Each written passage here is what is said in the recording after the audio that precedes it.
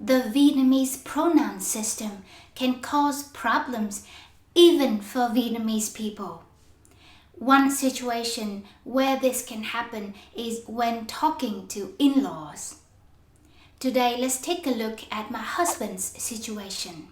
Here's my immediate family. Ba, mẹ, mình, anh. So, what pronouns should my husband use to address members of my family? Well, the rule is simple. You should address everyone in your spouse's family using the exact pronouns that your spouse uses.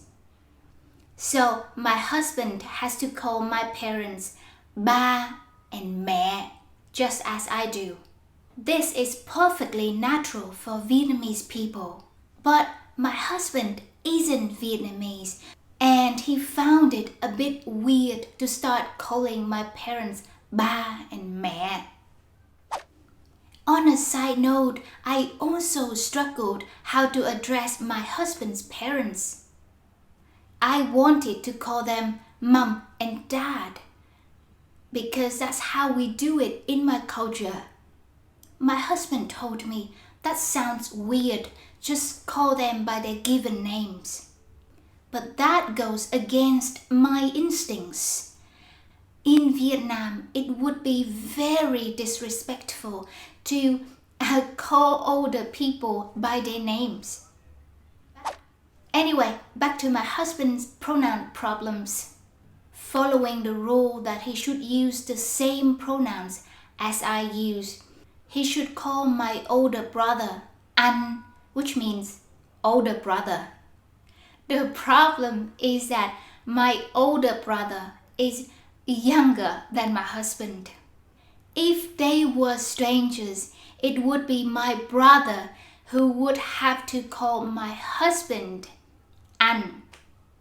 So basically, we have a younger man and an older man calling each other anh and em the wrong way round. This is obviously a common situation, and the tension between these rules, the family relationship rule versus the age rule, makes even Vietnamese people uncomfortable.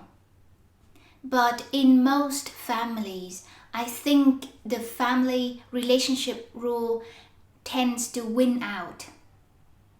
In case of my husband and my older brother, well, they found their own solution. They rarely talk to each other. Okay, I hope you enjoyed today's cultural and linguistic story. Hẹn gặp lại lần sau.